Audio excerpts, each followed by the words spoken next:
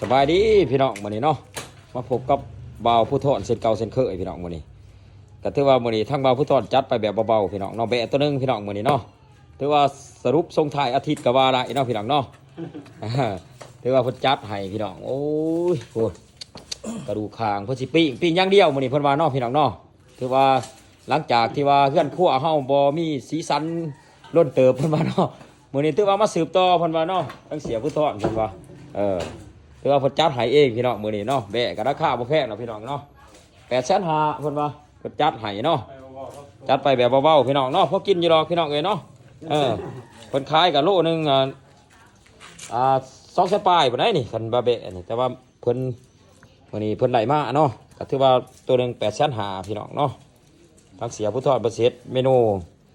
ปิ้งอย่างเดียวเพิ่นว่ามื้อนี้เนาะถ้าพี่น้องมาคลิปนี้ก็อย่าลืมฝากกดไลค์กดแชร์เนาะเป็นกำลังใจให้ทักเสียผู้ทอดปีกแบะต่อไปเพิ่นว่า เนาะถือว่าพอครัวประจำสำนักเฮา ถ้าบ่มีเพิ่นก็บ่มีเกิดและอาหารการกินเฮานี่แมนยุติสำนีก่อนพี่น้องเอ้ยเดี๋ยวสิให้ทายให้พี่น้องเบิ่งตอนปีกบัดนี้เนาะ